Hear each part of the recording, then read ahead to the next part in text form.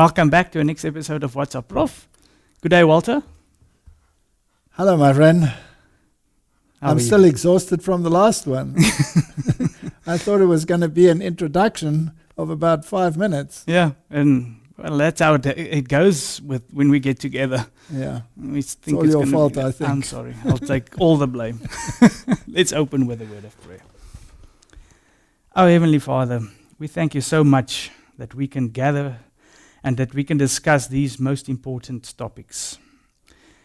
Will you please enlighten our minds, enlighten the viewers' minds, and guide us through this talk. In Jesus' name, amen. Amen. We were talking about the Great Reset, and we were introducing it, and we got to corporate identities and real identities and real people and straw people, and we got into all kinds of issues just to show how deceptive Yes. everything in the world is, and how the economies are run and what the basis of the economies are.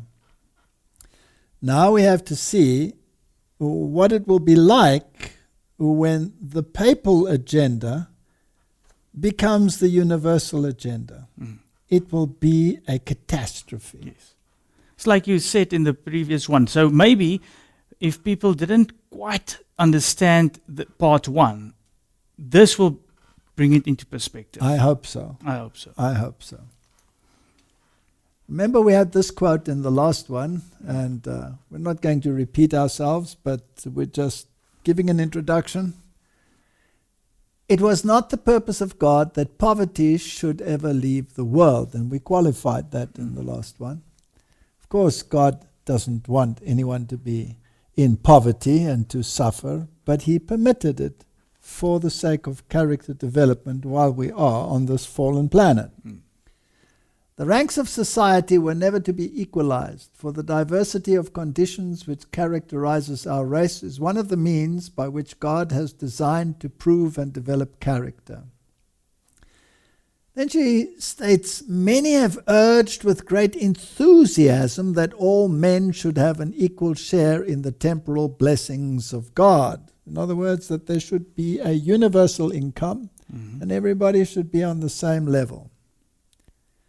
But this was not the purpose of the Creator. Christ has said that we shall have the poor always with us. The poor as well as the rich are the purchase of His blood. And amongst His professed followers, in most cases, the former serve Him with singleness of purpose, while the latter are constantly fastening their affections on their earthly treasures, and Christ is forgotten.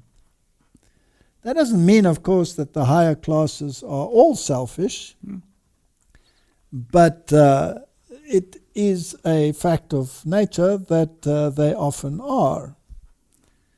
The cares of this life and the greed for riches eclipse the glory of the eternal world.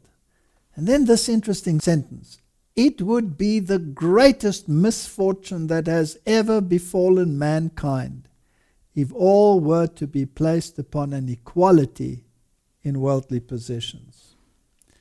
In other words, if anyone says there must be one universal income, everybody must be on equality, Yeah. that would be the greatest misfortune that has ever befallen mankind. Correct. Good. That as our introduction. So having established that, let us see what the Pope of Rome has to say. And let's get it out of the horse's mouth, which is the journal America, which is the Jesuit journal, the Jesuit Review. And it states that Pope Francis has endorsed a universal basic income. COVID-19 could make it a reality in Europe. So he is endorsing what the previous statement said would be the greatest misfortune to ever strike humanity. And they write here in this article, in 2017, British Prime Minister Theresa May, faced with demands to increase nurses' stagnant wages, famously denied the existence of any magic money tree. Ms May's Conservative Party predecessor, Margaret Thatcher, had asserted that the UK government had no money of its own, only what it raised from the populace by taxation or borrowing. In other words, from the straw men, right? Yes, from now we can go back to what we mentioned in the previous one, that legal fiction. That legal fiction. Most people probably thought this orthodoxy prudent. A budget deficit was a sign of bad governance strenuously to be avoided. Such apparent and long-championed fiscal frugality by conservatives have often gone unchallenged until now. We're going to change things. As the second COVID-19 wave swept Europe, so too has a burgeoning conversation about universal basic income that may require a reassessment of hoary thinking on deficit spending. In Scotland, as elsewhere in the United Kingdom, the discussion is not new, but it has become more prominent, indeed urgent, as the political and economic response to the pandemic turned fraught. The idea even got an unqualified plug from Pope Francis himself. In the recently published Let Us Dream, the Pope endorsed an unconditional lump sum payment to all citizens in the context of his regular calls for an economically, environmentally more equitable post-COVID world. Francis' version of UBI suggests that it be paid for through taxation, but there are other ideas about how to fund UBI in circulation. So he wants a universal income. Yeah, universal basic income. Universal basic income. Now, this COVID crisis that we've had, we're not talking about the reality or the non-reality of it. Let's just look at the economic implications. And there was an interesting discussion. Tell us about this lady. Well, her name is Catherine Austin-Fitz. She's an economic expert, but her views are often not so popular with the mainstream media, so they tend to censor her a little bit. Yes, but as we discussed in an earlier one, if there is a conspiracy, one would look at all sides, right? Correct. One should have the freedom, at least, to look at all sides. Yes. So let's just listen to her view. We're not taking a stand, we're just listening. So we've had a global reserve currency system, the dollar, and it needs to evolve and change, and it's long in the tooth. There's lots of unhappiness with the system, and the central bankers are trying to bring a new system, and to do it, they're trying to extend the old and accelerate the new, and it makes it a very chaotic thing since much of the new is being tested and tried and prototyped, and it involves many different industries. So I describe the new system as the end of currencies. So we're not bringing in a new currency, we're essentially bringing in a new transaction system that will be all digital and essentially end currencies as we know them. So what they're trying to do involves essentially all the money on the planet. So it's big, it's complicated, it's messy, and the challenge they have is how do you market a system that if people understood it, nobody would want. And of course, the way you do that is with a healthcare crisis. And why is a healthcare crisis good for that? Because generally, if a few people want to control the many, the question is how can you herd all the sheep into the slaughterhouse without them realizing and resisting? So the perfect thing is invisible enemies. So we had the war on terrorism, with invisible terrorists, and then now a virus is perfect because it's invisible. You can't prove that it doesn't exist because it's invisible. So invisible enemies are always the preferred one, particularly if they scare people. If you can use fear and introduce significant fear, then people will need government to protect them from the invisible enemy. Then the second tactic, which is very effective, is divide and conquer. And so in the meantime, if you can use the media plays a very important role. If you can turn men and women against each other and black and white against each other. And one of the reasons you import a lot of immigrants into Europe is turn the general population against the immigrants, and then you need government to be in the middle. And so these are all Whether it's divide and tactic or invisible enemies, these are all ways to institute fear and get people to go along with things. And of course, the invisible virus allows you to do enormous control mechanisms. You can stop people from gathering, you can stop people from organizing, you can stop people from getting together and talking about what's going on, et cetera, et cetera.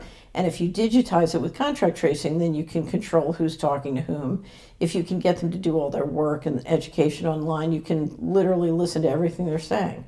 So you can institute extraordinary amounts of surveillance, all in the theory that we're protecting you from the invisible virus. It's very clever, and as you can see, it's working with many people, not everybody, but many people. So to me, a lot, and I don't want to underestimate the ability of the leadership to introduce pathogens that will kill people, and I don't want to suggest that people aren't getting sick, but essentially what you're trying to do is you're trying to get people to buy into a solution before they see where it's ultimately going to go. Because you're talking about a transaction system that is no longer a currency, it's a control system. So it's like a credit at the company store. If every central bank comes out with a digital central bank currency, they have the ability to turn your money on and off. So if you don't behave, that's it. And of course, as we know, they want to combine this with transhumanism, which means literally, I take injections that can institute the equivalent of an operating system in my body. And so I'm hooked up to the financial system, literally, physically. To step back to the beginning, what is the actual effect of the lockdown measures? So what you're doing is you're trying to, I used to call the Patriot Act the Concentration and Control of Cash Flow Act. And this is a very similar process. You're trying to dramatically centralize economic and political control. So let me give you an example.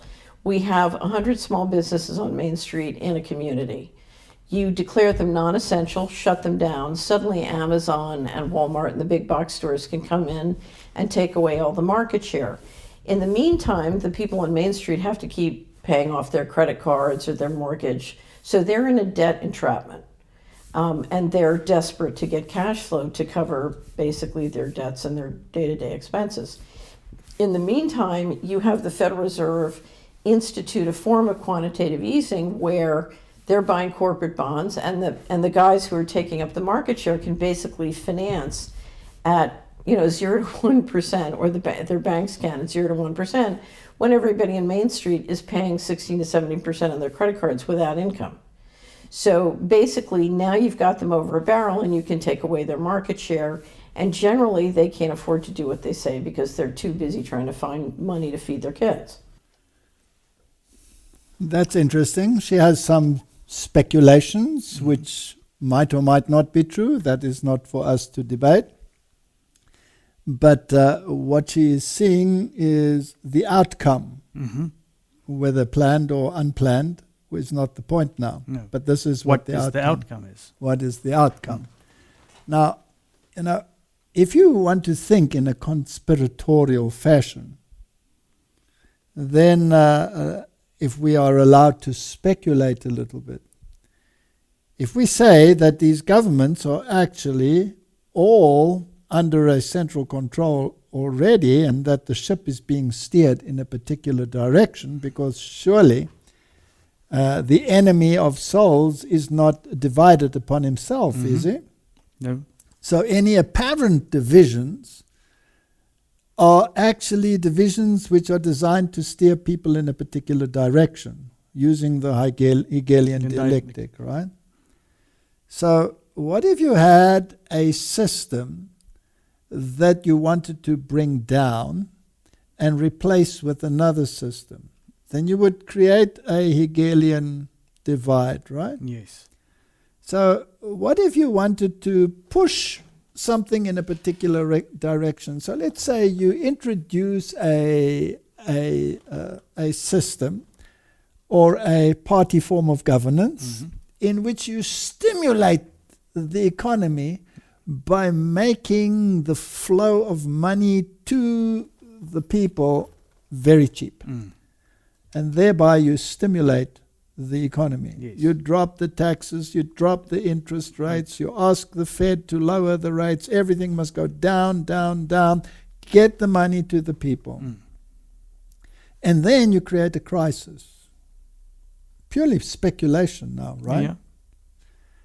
And then you use the crisis in order to create a situation, just as she explained, where the small man cannot repay the loans because he doesn't have any income, and the interest rates are going up, and he has a problem. And everybody loses their basic income and loses their property.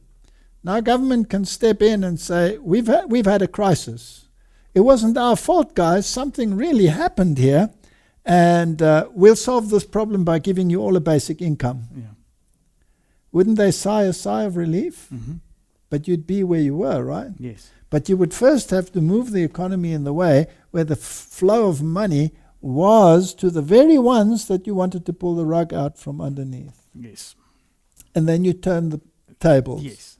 And then you can go to a great reset.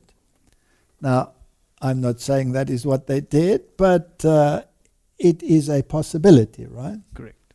Okay. Now, she was also talking about being, through AI, attached to the very system itself. Now, is that a pure conspiracy? Well, most people will immediately call Shout it conspiracy theory. Right. Now, here was an article in the Deutsche Wirtschaftsnachrichten, which you translated, and it was from Klaus Schwab, talking about the Great Reset will lead to the fusion of our physical, digital, and biological identity. I mean, that's incredible. Yeah. That's exactly what she just said. exactly. And that's the same thing that most people have always said Is a conspiracy. is conspiracy. But here it comes out of the mouth of the big man himself, right? So the founder of the World Economic Forum, Klaus Schwab, recently said that the fourth industrial revolution within the framework of the Great Reset will lead to a fusion of our physical, digital, and biological identity. This transhumanist approach of the elites has always been dismissed by the public as a conspiracy theory. And here we are at the very point of these things happening. Correct.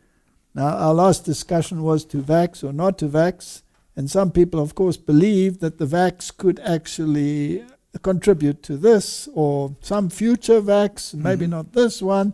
So there's a lot of speculation out there. But there's reason to be distrustful because of these statements. Yes. Schwab also openly advocates something that the media still claim is only a field of discussion for conspiracy theorists, namely active implantable microchips that break through the skin barrier of our body. The World Economic Forum explains on its website how thousands of Swedes implanted microchips into their bodies a few years ago. So these are things that are realities, and if you then throw into the mix the religious ideologies of the chip being the mark of the beast, which it is not, then you have a recipe to get not only the economic world, the individual world, the governments, the religious systems, all of them involved in one big hue and cry. Yeah. Thousands of Swedish people are swapping ID cards for microchips. Thousands of Swedes having microchips implanted into their bodies so they don't need to carry key cards, IDs, and even train tickets. Last year, the state-owned SJ Rail Line started scanning the hands of passengers with biometric chips to collect their train fare while on board. So these are realities that are happening. And the devil has managed to link this to another philosophy which has nothing to do with it. Yeah. Because his main aim is to make void God's law. Yes. He wants to have a legal system, but not a lawful system. Right? Yes. And the legal system is based on a fraudulent precept. Correct. On a straw man that doesn't exist, Yes. or a straw entity that is treated as a person, even though it is a corporation. Yeah. Good, we discussed that Yeah. last time. What is that word again? A legal fiction. Exactly, a legal fiction. There was a very interesting lecture by a German journalist. And I think he did an amazing job. Now, I don't want to repeat his lecture, No. but it provided a lot of food for thought. Yes. It was very carefully worked out. It was very well documented. It didn't have any conspiratorial flavor. It was just a number of facts in the right Factual. sequence. Exactly. And I think it would be appropriate if we looked at this issue from this viewpoint and just get an idea of whether there has been a long time of planning Mm-hmm. to set the current things in motion. His name was Paul Schreier, and he wrote about pandemic Planspiele, planned games, the preparation for a new era. So, what does he say? You have translated it here. Politics and the corona crisis did not come out of the blue. The fight against viruses began as early as the 1990s as the fight against bioterror. So there have been a number of movements preparing for what is happening now. Yes. Research shows for more than 20 years since then, pandemic scenarios have been rehearsed again and again in business games, first in the United States, later coordinated internationally, also with German participation. And the title of these exercises are reminiscent of Hollywood productions. In other words, what these people would do is they would enact Yes. the pandemic. And these were not regular actors. No. These were high government officials that were actually involved in government in these types of yes. things. Right. And current at the time. And Yes. All sorts of different ones. So the ones that they were enacting as preparations, the one was titled Dark Winter, and that was in 2001. Then Global Mercury, that was another enacted scenario, 2003. Then the other one was Atlantic Storm in 2005. Clade X in 2018, and that's a very interesting one, which we will look at.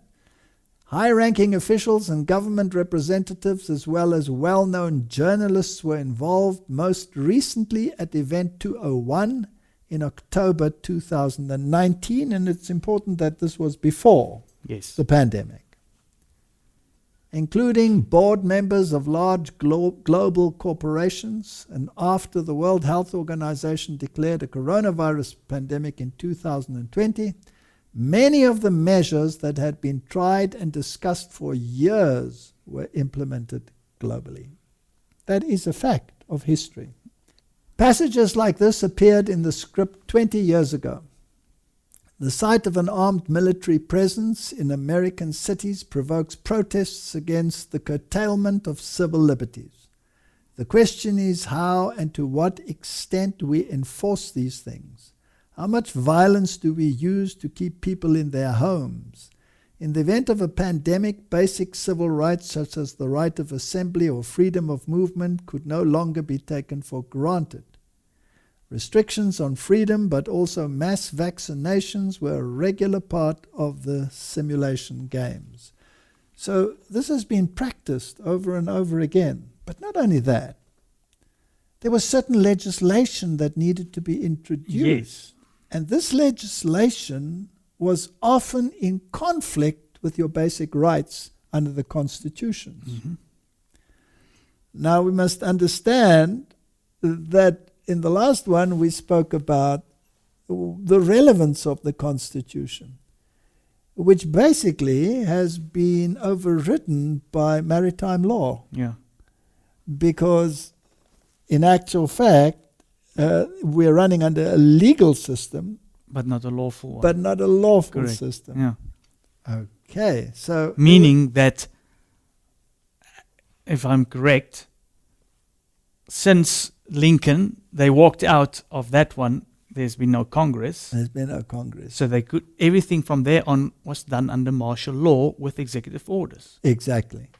So there is an appearance of government, but you cannot move people from point A to point B with great haste if the differences are too great, right? So you have to do this gradually. So you have to create a crisis in order to introduce legislation that will enable you to do what you finally have to do.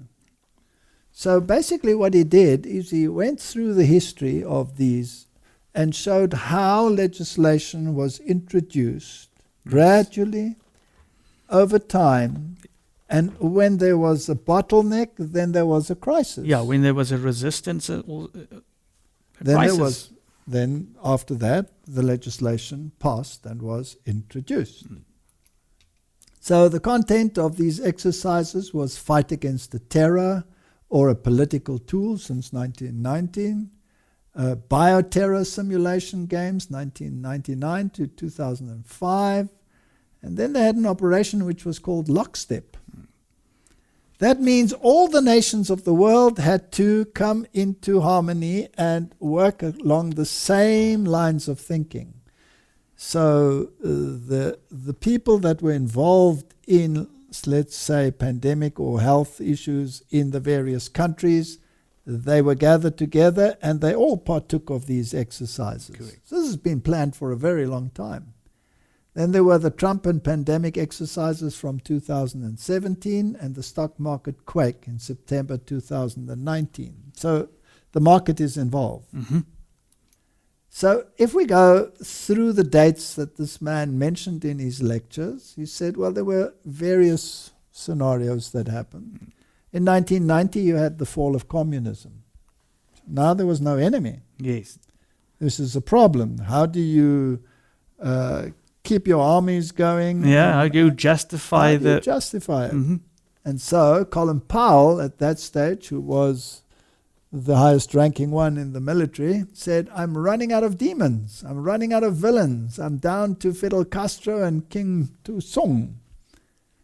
He said, referring to the leaders of Cuba and North Korea, Powell's comments suggest the Gulf War has not solved the major problem for some Pentagon planners over the past 3 years. How to justify a large army and a nearly 300 billion military budget in the post-Cold War era. Why would you need a big army? Who do you have to control if there is no apparent enemy? Yes. So we need enemies. 1993, you had the terrorist attack at the World Trade Center. So now you had an invisible enemy, a terrorist.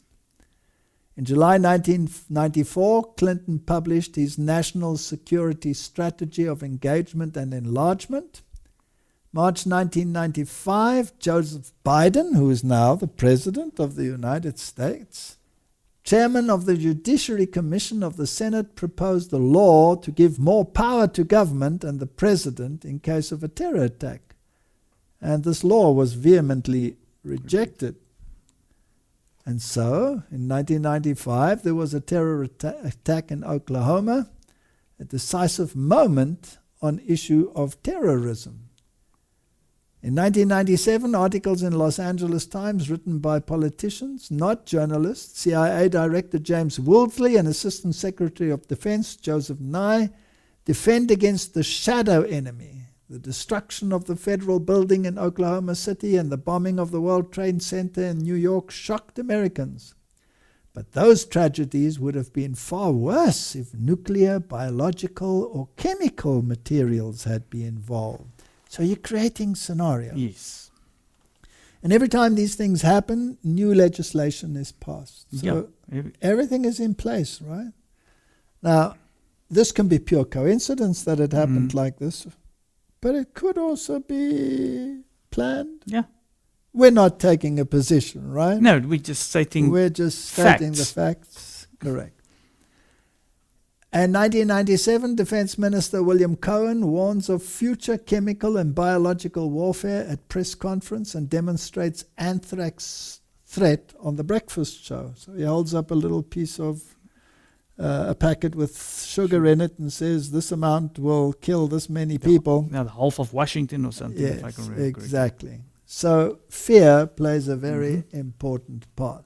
It's also important if you maybe go back to the video of that Austin Fitz lady. She mentioned fear. Yes, So it just fits in with what she was saying. absolutely. In 1998, Homeland Security Biodefense Program Director Robert Cadillac contributes Chapter 9 called 21st Century Germ Warfare in a Pentagon internal strategy paper called Battlefield of the Future, 21st Century Warfare Issues. So now there's an invisible enemy, right? And now they're going over also to germ warfare and Correct. health. All right. In 1998, the Center for Civilian Biodefense is founded, and today it's called the Center for Health Security at the St. Johns Hopkins University, funded by the Sloan Foundation. Now, it's interesting that all these foundations are ultra rich foundations. What's also interesting is that's in 1998. Yes. And today, 2021, we still hear these names. Yes. So they started from 1999 to 2005 with bioterror simulation acts. In 1999, they started with their simulation games. First National Symposium on Medical and Public Health Response to Bioterrorism, sponsored by Johns Hopkins Center for Civilian Biodefense. And for the first time, the Department of Health and Human Services is part of the national security apparatus of the United States. So now they're beginning to coordinate all of these groups. Then in the 1999 as well, they had the Project Bacchus. Interesting names that they choose, right? Launched in Nevada, covert investigation by the Defense Threat Reduction Agency, U.S. Defense Department, to determine whether it is possible to construct a bioweapon production facility with off-the-shelf equipment. See, people said it takes a very specialized laboratory to produce some of these toxins like anthrax, for example. And so they created a laboratory to see whether they could produce it from off-the-shelf products. Well, you could look at that both ways. It's also important, if I'm under correction, but if I remember correctly, it was done in secret. Yes, absolutely. It was done in secret. But having been done, and after a lot of experimentation showing that it is possible that you can then say, but bioterrorists got hold of it and did it by using off-the-shelf material. So in 2000, there was a second symposium by the name Epidemic Response Scenario, Decision-Making in a Time of Plague. So now they're switching a little bit more. Now it's not just biowarfare with anthrax. Now it's also natural. Now it can also be like a plague. Yes. 2001, George W. Bush and Dick Cheney are elected as president and vice president. So this is a long time ago, that this planning has been going on. And in 2001, they had a major bioterror exercise called Dark Winter. And I'm fascinated to see that the current role players are using this terminology, Dark Winter, for the COVID plague. It will be a very dark winter. It'll be a very dark winter. It could be coincidence. Which was a smallpox exercise sponsored by Alfred P. Sloan Foundation and Robert Wood Johnson Foundation. And it took place at Andrews Air Force Base, whereas the previous two were in conference rooms. So now we're moving to the military and incorporating the military, although they'd already set up laboratories, right, in military facilities. September 2001, we have the attack on the Twin Towers. In October 2001, Tom Daschle and Patrick Leahy, who opposed the Patriot Act, received white powder threat letters and gave up their resistance, and the law was passed. So now they have the legislation in place that gives these special powers to the president. Yeah. 2001, Global Health Security Initiative founded using anthrax letters as justification. In 2002, the health ministers launched initiatives to improve health security globally. Now they test not only for biowarfare, but also flu pandemics. So now they're bringing the natural things in as well, right? Beginning of international level exercises. That's in 2002 already. Yeah. Previously, it was only America. Yes. Now it's universal. So it's interesting. America always takes the lead, right? 2003, Operation Global Mercury. This was a command post exercise involving the GHSAG nations, plus the World Health Organization and the European Commission, conducted over a 56-hour period between 8 and 10 September. The exercises aim to evaluate the communications protocols between and among these members in the face of an outbreak of an infectious disease. So now it is internationally coordinated. And how do you deal with the media? And all of these things came into play. In 2003 already. Yes. 2005, they had Operation Atlantic Storm. And Madeleine Albright played the President of the United States. I was always interested in Madeleine Albright because she always had the phoenix rising out of the ashes as one of her brooches. Okay.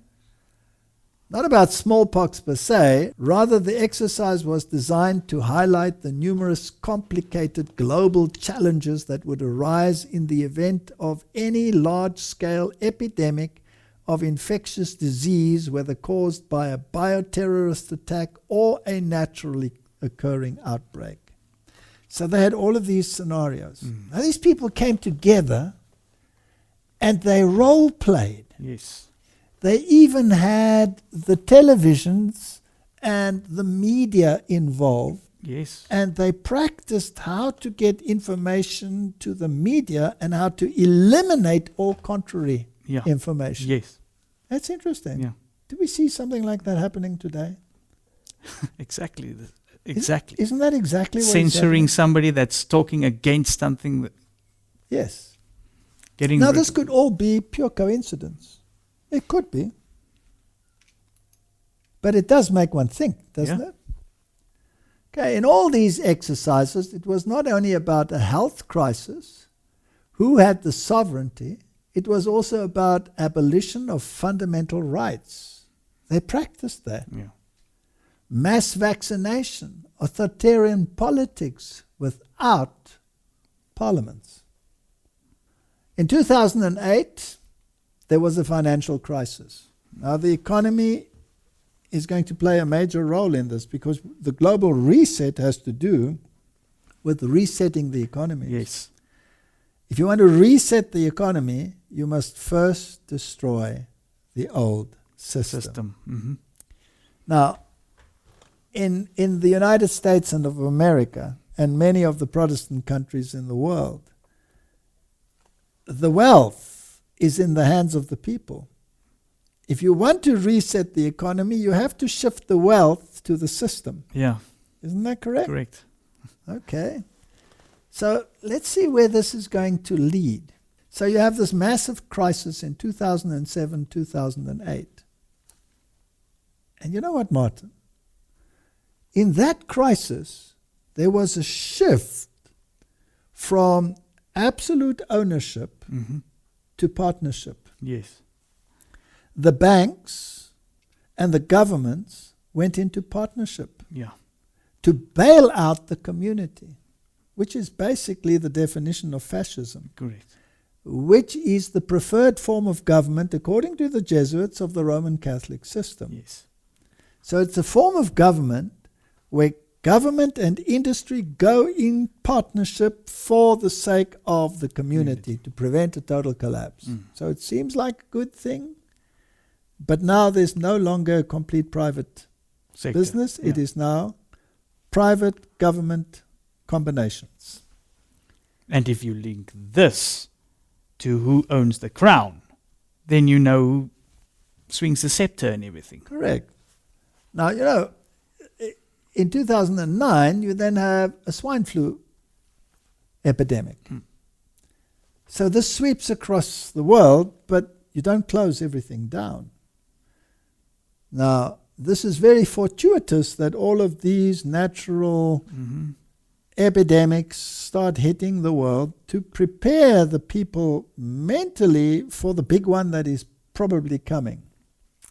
And the big one can always become still bigger, right? Yeah, I remember the World Health Organization saying to us, this is not necessarily the big one. Exactly.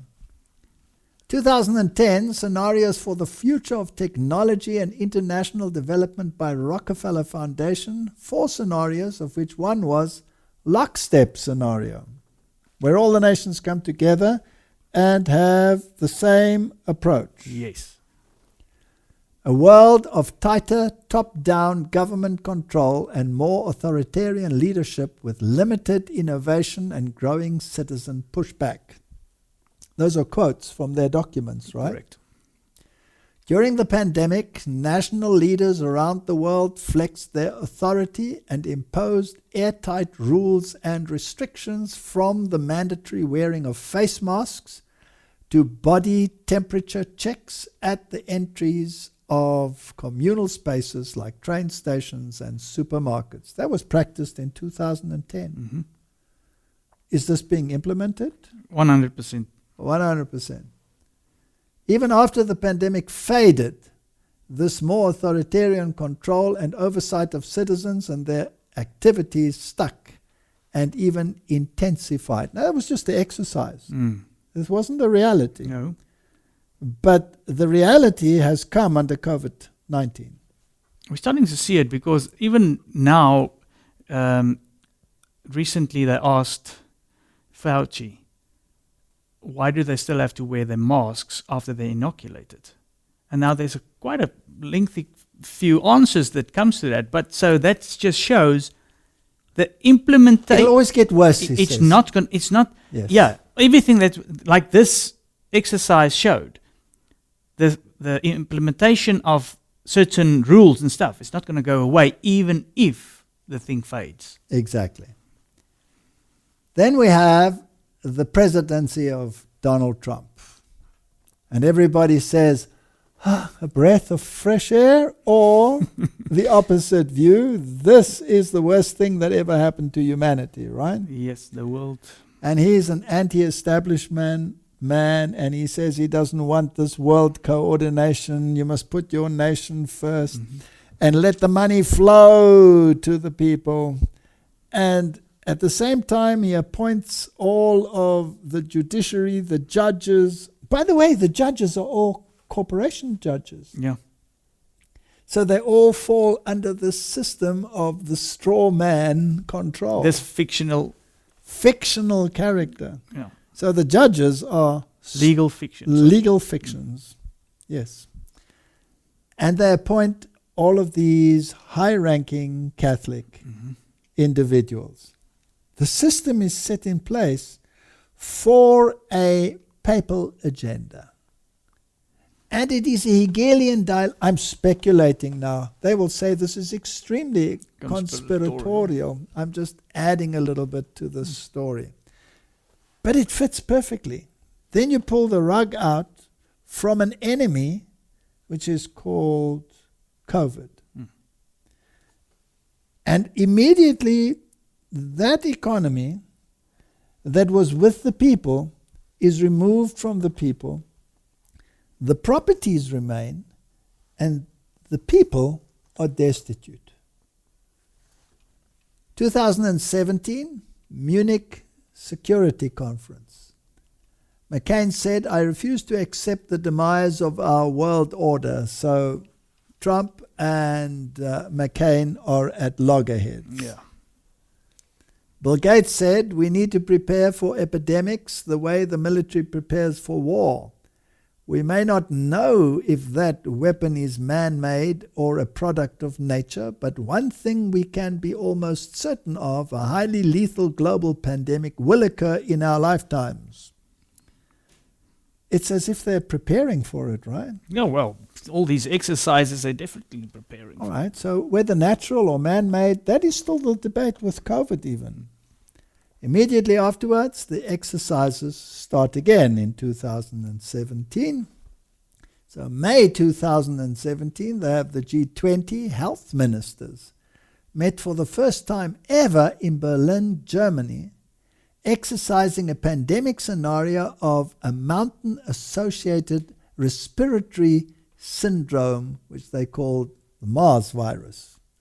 So now health ministers of the G20, those are the top economic countries in the world, come together to practice this. Is there a preparation? 2017, funding of International Advisory Board on Global Health, Jeremy Farrar, Wellcome Trust, and Christopher Elias of Gates Foundation are members. These are the richest corporations in the world. We're talking about trillions of dollars. May 2018, Operation Clade X. Exercise scenario, high-ranking elitist sects develop virus to reduce world population. So that's a scenario for conspiracy theorists to go wild on. They're trying to pin this on Bill Gates and all of these issues. We're not interested in any of that. Just looking at the progression. Yeah, and Thomas Daschle, if I pronounce that correctly, was also part of that, one of those guys that received the anthrax letter. That's absolutely. So these people are now all involved. These were high-level government officials. In 2019, on the 17th of September, short circuit in the financial system, which nobody really knew about. No. Had nothing to do with the coronavirus because that effect came only in January 2020. So in 2019, there was almost a total market crash, which was kept very quiet. Very quiet. We'll look at it in a moment. 2019, they have an exercise called Event 201. John Hopkins Center for Health Security, in partnership with the World Economic Forum and the Bill and Melinda Gates Foundation, hosted Event 201, a high-level coronavirus pandemic exercise. This is also before the pandemic. And if you look at the role players, Christopher Elias, Gates Foundation, George Gao, Director General, Chinese Center for Disease Control, and all of these important people. So the top level of society in terms of the economic world and the political world were involved. It was like a final practice run. Now, when they practiced that Clade X scenario, they had a trailer, which was an official trailer, showing what the exercises were all about. So it would be interesting to have a look at them, right? Yeah. So let's see what they did. We are continuing our coverage of a new and deadly infectious disease. The virus has some genetic elements of the Nipah virus. The care of these patients requires extraordinary effort. We cannot and will not voluntarily take patients from other hospitals. The creation and intentional release of the Clade X virus. The impact of not doing something has lots of consequences. We can't retreat from the rest of the world. Continuity of government here cannot be overestimated. A federal quarantine of this scale is unprecedented. The question everywhere, when will there be a vaccine? We have got to engage the private sector. They know that we don't have a vaccine yet. They want vaccines to be prioritized. I would not want to pull those people back. And we need on the ground to be able to assure protection of our first responders. This is a non-starter. I'm going to need these people.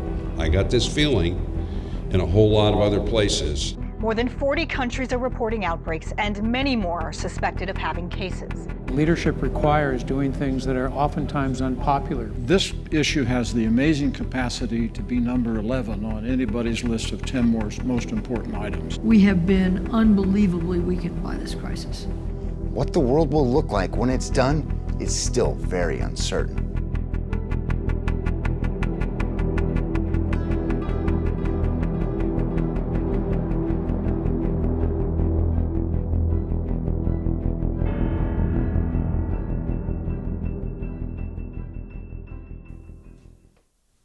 Martin, what does that sound like?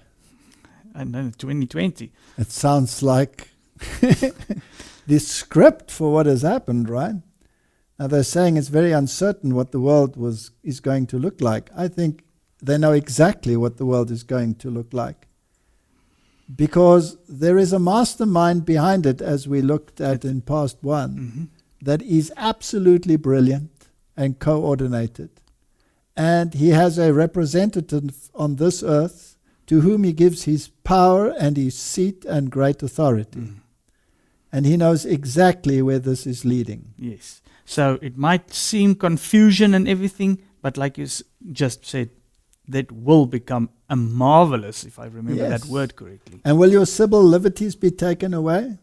Will you be forced to accept a moral dictate from the first beast? Yes. Will you be deprived of your economic impact? In other words, you won't be able to buy and sell? Correct. All of it is in the Bible. Yeah. Is this leading up to something that could create that possibility? I think so. Here is another article from the German Economic News. Before Corona, EU developed an action plan for comprehensive vaccination of the population. So for 2 years before the corona pandemic, the EU Commission had drawn up a roadmap for vaccination for public health. These things have all been planned long time in advance. So is it something that suddenly came upon the world, or has it been a long time coming? Long time coming. Now, why? Why now? So let us just look at this crisis of 2019. Now, this was all in that journalist's lecture already, but we've added a couple of slides and a couple of documents just to see if we can make sense of this. Now, he showed a graph about the balance sheet of the Fed, the Federal Reserve. And other banks are, of course, also involved, but this one in particular was very interesting. And it shows a graph of the balance sheet. Now, this is actually a graph that you have to look at in reverse. The higher it goes, the worse it gets, right? So the higher it goes, the worse it gets. So in 2008, 2009, when you had that major crash, there was this blip. And the banks had to be bailed out. So in other words, the Fed had to bail out the banks, which means that the papers and guarantees that they got in return increased this balance sheet. Yes. So that was a major blip, and it nearly caused a major crash. So they're trying to bring this thing down, and it went down a little bit after the bailout, but then it kept on rising. Steadily, yeah. It just kept on steadily rising. In other words, there was a huge outflow of money, and debt increased by trillions and trillions of dollars. And of course, the guarantees in the Fed increased and increased and increased. So this is what we're seeing. It's actually, it looks like a positive trend, but this is very bad news. This is very bad news, yeah. So then they had, for a long period, what they called this bubble. And there were attempts to let the air out of the bubble to bring it back down to, manageable levels. And here, after 2018, they started releasing the air out of the bubble. So in 2019, something went terribly wrong, and there was a massive increase. And they increased their repo rate from 2% to 10%. And somehow they contained it without the public being aware of it. Yeah. That's incredible. Now, if you go and look at the entire history of the Fed balance sheet, then we can bring this into perspective. Here we have a historic view of the Federal Reserve balance sheet, and we'll see this massive increase just leading up to the Great Depression. Then afterwards there was a decline. Then end of World War II, there was another increase. And then it came down and down and down. And then in 2008, you had this increase. Yeah. Now the next one gives us a little bit more information. Yeah, it shows now how the 2008 crash compared with the Great Depression. Yeah, so here's the Great Depression. There were the levels then, and here we are now at these levels in the 2008 scenario. And then it continued to rise. Yep. Then there was the bubble. Yes. Then they tried to release the air out of the bubble. And then in 2019, we had another spike. Yeah. So if you compare where we are now compared to the Great Depression and 2008, it is nothing in comparison to where we are now. So basically what this graph tells us is that the world's economies are finished. The nations are bankrupt. It cannot be restored. A Great Depression must come. So how do you bring about this restoration? How about a great reset? Having a great reset. Would that be a useful way of bringing everything back to square one? Mm-hmm. Now, in the Great Reset, as the World Economic Forum said, there will be no more private property. Yeah. That will be taken away. You will own nothing, and you will be happy. You will own nothing, and you will be happy. So the papal system will be introduced. Now, here's the Federal Reserve balance sheet as a percentage of GDP. And again, we see World War I, the Great Depression, World War II, and here we see where we are now. The world is ready for a great reset, a new economic program. Now, it wasn't only the Fed, as we can see over here, that was doing this. The other banks, like the Bank of Japan, for example, they were all doing roughly the same thing. Mm-hmm. So this is a worldwide phenomenon. This is not a United States phenomenon. Here's another article which says the gold standard and digital dollar, the Great Reset, will create a new monetary system. Now, the monetary system is based on the value of the dollar, and the value of the dollar is based on a straw man. Yeah. Right? So the world is preparing for a new Bretton Woods moment. At the end of the current Great Reset will be the creation of a new monetary system. But the crucial question is it possible to establish a gold-covered digital dollar as an anchor currency? Is the pandemic crisis a turning point for international economic policy? Are the old Bretton Woods institutions ready to find a new approach? The Federal Reserve has already started its new average inflation target, while other central banks have systematically lowered their inflation targets. The central banks have lowered interest rates to zero and expanded the balance sheets by more than $7.5 trillion. It's massive. It's massive.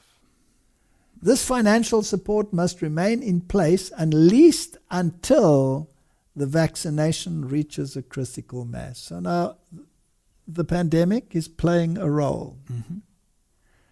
A late financial crisis could return as revenge. In the meantime, debt is accumulating at record levels, and there are no plans for how the world should pay for it. Well, a great reset is put everything back to naught, nobody owns anything, and everybody gets a basic income. That's what the Pope is asking for. Correct. That's what the Spirit of Prophecy said would be the greatest disaster ever to hit humanity. One of the means to bring about a time of trouble such as never was. Here's the Business Insider. The Pope's visit to the United States could be an ominous sign for the stock market. This is interesting. Yeah. It was in 2015. Yes. So it was just interesting to compare this with these current events. Economic events. Yeah, they had a graph there where they showed that every time there was a papal visit, there was a drop in the stock market. Here was John Paul's visit, and then there was a drop, and there was Benedict's visit, and then there was a drop, and then there was Francis' visit, and then there was a drop. That's just interesting information. Yeah. So, now we're going to talk about inclusive capitalism.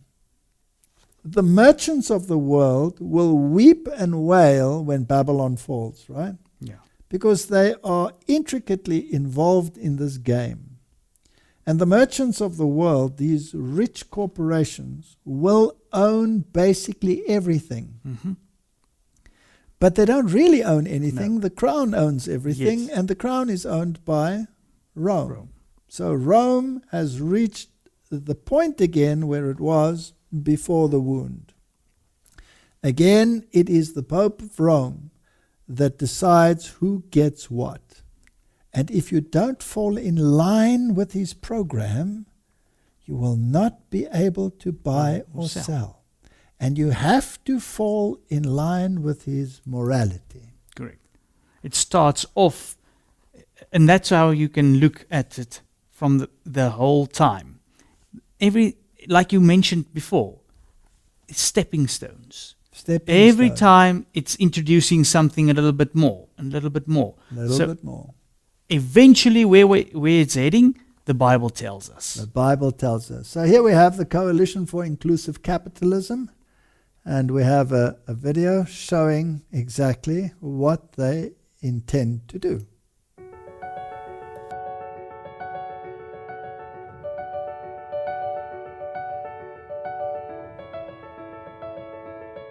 È necessario e urgente un sistema economico giusto, affidabile e in grado di rispondere alle sfide più radicali che l'umanità e il pianeta si trovano ad affrontare.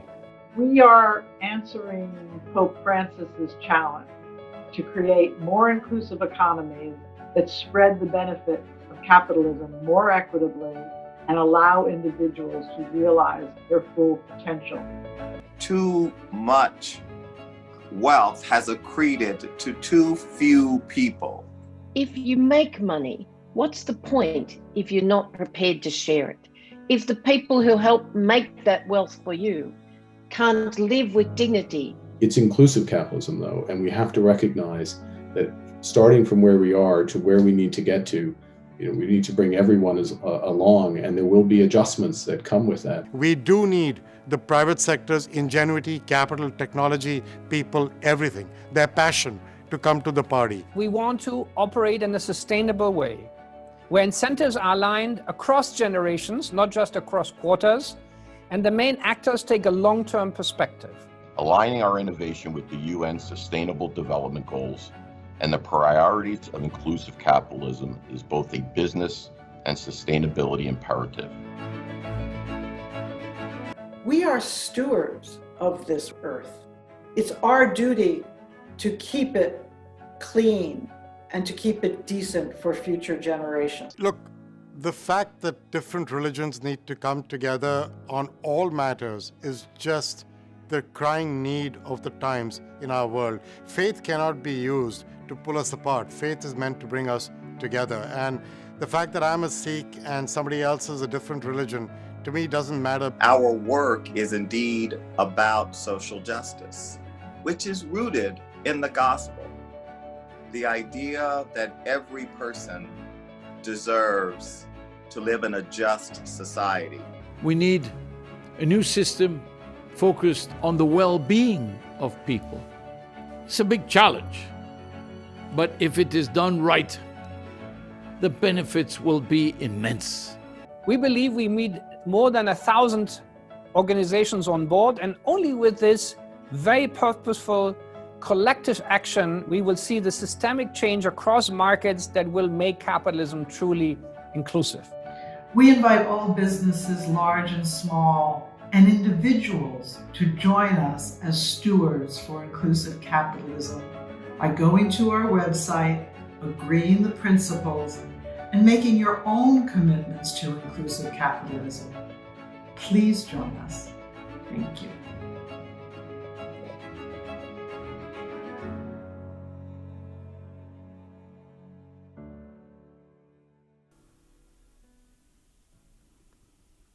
Martin, doesn't that sound just too wonderful? Yeah. These are the mega rich people representing, let's have a look, how many trillions of dollars. Big business gets its wings as leaders from major US companies partner with Pope Francis. Capitalism met Catholicism on Tuesday at some of the world's biggest business leaders announced a new partnership with Pope Francis. The alliance, known as the Council for Inclusive Capitalism with the Vatican, aims to create a more inclusive, fair, and sustainable economic landscape by taking pledges towards sustainable development goals focused on areas such as climate action, peace and justice, quality education, gender equality. All the buzzwords are there. Everything is there. Now, weren't these people in partnership with Rome long ago in secret? Yeah. The Rothschilds, isn't that called Rothschild? Yeah. Vatican bankers? And isn't it also interesting? Doesn't that video remind you of the World Economic Forum Great Reset video that we used to watch? It's the same scenario. It's the same players. It's the same, the MasterCard, British Petroleum, all those CEOs. And now what's interesting is, now it's not only economic and social, but religion is also brought in. He said we have to work together. So we have the ecumenical movement working together. We have the financial movements working together. We have the governments working together. And all of this has been achieved through a pandemic. So how much money do these inclusive capitalists control? Well, here are the members, and you can see their various logos: 10.5 trillion, 2.1 trillion, 200 million workers, 163 countries. And this is current. This is current. So this will start increasing. That one person said they're aiming for 1,000 plus partners. Now, not everybody, even within the ranks of Catholicism, is happy with what is happening, right? Mm-hmm. And here is Dr. Taylor Marshall, and he has something to say on the issue. He's not too happy, but let's listen to what he has to say. You've heard of the Great Reset. It's the idea that political leaders and big mega corporations are working together to use the current political, economic, and health crisis to reset planet Earth, an entirely new global system. I've talked about it before in previous videos. We've seen world leaders discussing it. And I announced the other day that I received in the mail this book, Let Us Dream by Pope Francis. And I only read a few excerpts, but since then I've been able to start reading the book. And in particular, the prologue to the book, to me, is shocking. I cover this stuff all the time on the Taylor Marshall podcast. And I was amazed by how explicit this book is on the principles of the Great Reset. And I'm going to read today, not the entire prologue, but a good bit of the prologue. It's only 7 pages, so it's rather short. There's quite a bit in there, and it reads like a religious version of the reset. That's why I'm calling this video The Catholic Reset. And I've said before, ecumenism is the religious version of globalism. We're starting to see that made explicit in this book by Pope Francis. So I'm going to read those passages and give commentary. Before I do, of course, we are going to pray. So basically, what the Great Reset is the Catholic vision. Correct. Of social justice. That's it. Which is the exact opposite of what God intended for humanity, so that humanity can learn lessons of character and not be channeled into one think tank group thinking. And if you don't agree with it, you get wiped out. Yeah. So the new system is going to replace the old system. And the old system must be painted in very dark pictures, right? Yes. I found it interesting that the Parliament of World Religions recently called for the removal of Donald Trump. Yeah. What has the Parliament of World Religions got to do with this, right? They're saying the trustees of the Parliament of the World Religions call on the Vice President and the Cabinet of the United States to transmit to the President pro tempore of the United States Senate and the Speaker of the House of Representatives their written declaration that the President is unfit and therefore unable to discharge the powers and duties of his office. In accordance with Article 4 of the 25th Amendment of the United States Constitution, Donald J. Trump has forsaken his credibility and demonstrated that he is incapable of discharging the powers and duties of the office of the President of the United States of America. The Parliament of World Religions is a global institution and recognizes the influence that the President of the United States has on the world. Those with the greatest opportunity and power to affect the world have the greatest responsibility to act with unflinching moral integrity. Can you see where morality comes in? The Parliament of World Religions remains committed to a culture of non-violence and a life of truthfulness as agreed upon in our signature document towards a global ethic. Persons who hold political power must work within the framework of a just order and commit themselves to the most non-violent, peaceful solutions possible. For the leaders of countries, politicians, and political parties to whom we entrust our freedoms, when they lie in the faces of their people, when they manipulate the truth, and when they are guilty of venality or ruthlessness in domestic or foreign affairs, they forsake their credibility and deserve to lose their offices and their voters. Interesting. So one global ethic, one solution. Yes. Based on papal morality. Yes, and if you don't conform, you get censored, taken off anything that you want to say. And by a click of the button, you can be economically deactivated. Yes. Now, let's move on to the present. Again, America, the Jesuit Review, has an article, and it says, Joe Biden has a mandate to heal our wounded and divided nation. First you create a division, and then you create a solution. The fact that Mr. Biden's faith was a matter of contention mainly amongst Catholics and was not an impediment to his election is itself a victory for the American experiment and owes much to the pioneering efforts of the previous Catholic candidates, Smith and John F. Kennedy.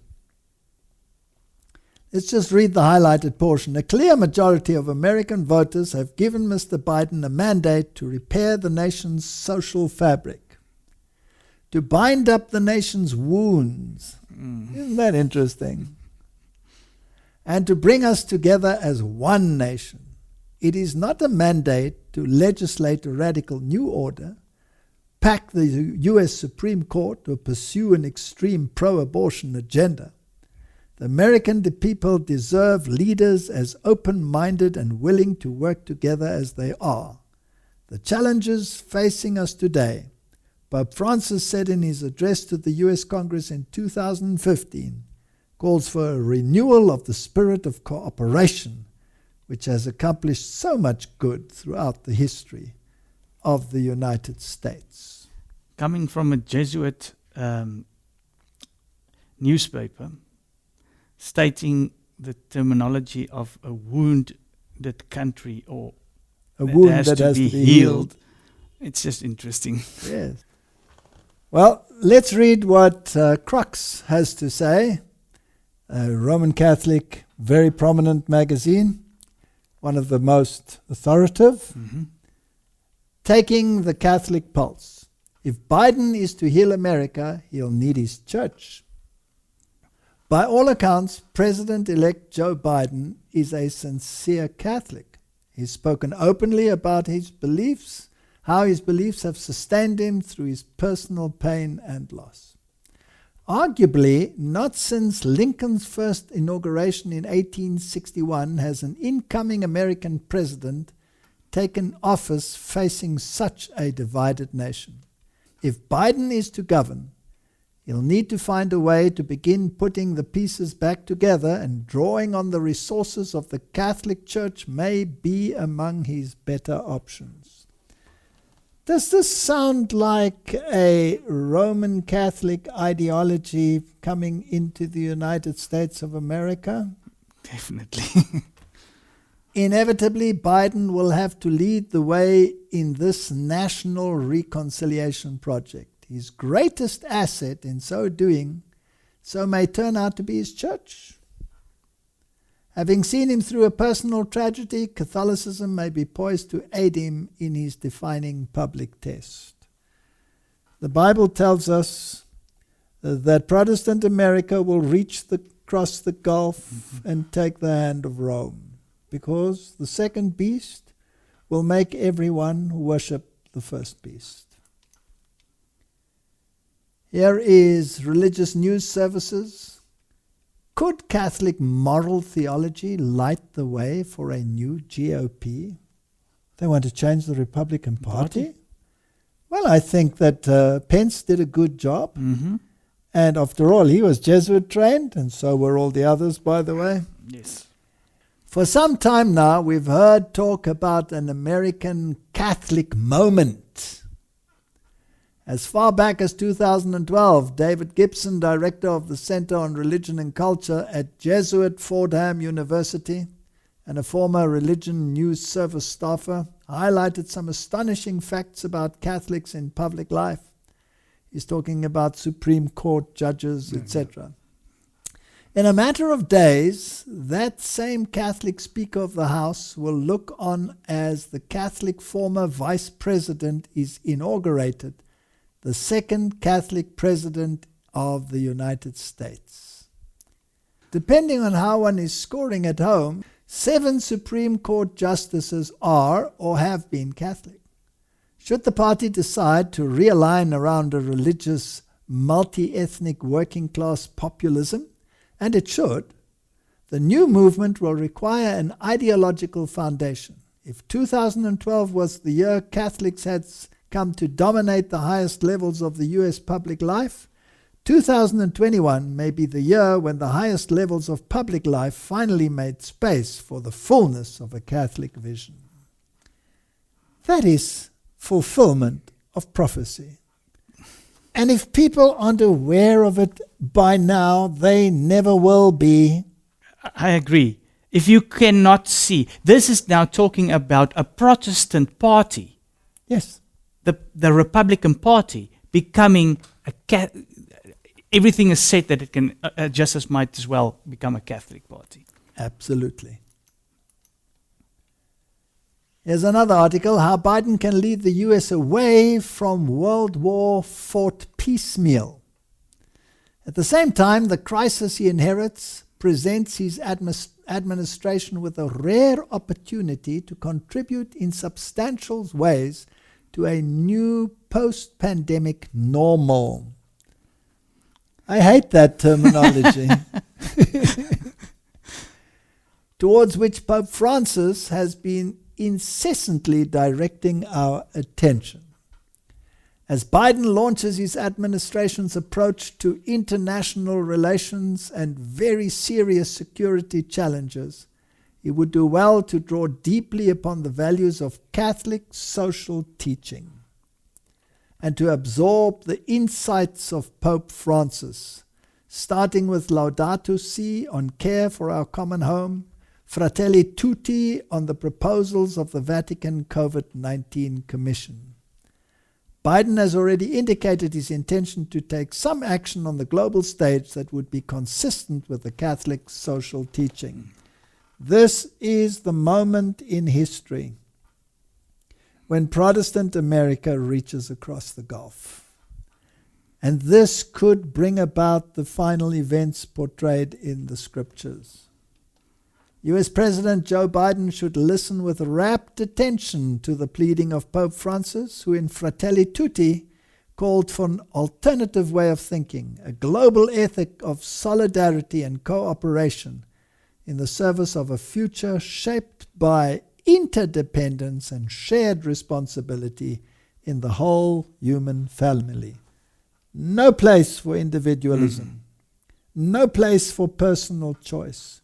One collective movement with Lucifer as the angel of light leading the procession. Didn't the Pope call individuality a virus? Absolutely. So the one thing that they want is this Catholic moment. This is the Catholic thing. For the first time in American history, no branch of our federal government will be led by a Protestant. The president will be Catholic. The Supreme Court is Catholic. Everything is Catholic, permeated by Jesuits. Yes. But it's all pure coincidence. Do you believe that? Not no chance. There's no chance that I can believe that. Mainline Protestantism once acted as the primary ballast in American public life, helping to steady us amidst the choppy waters that attend life in a democratic republic. The ballast is gone, and the long-term effects on American life can be felt all around.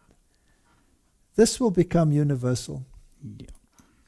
National Catholic reporter, Jesuit Father Leo O'Donovan to deliver invocation at Biden inauguration. It's fascinating. Yeah. So all these Catholics are inaugurating the presidents. The previous one was O'Connor. He was a Knight of Malta, right? Yeah. Who inaugurated Trump.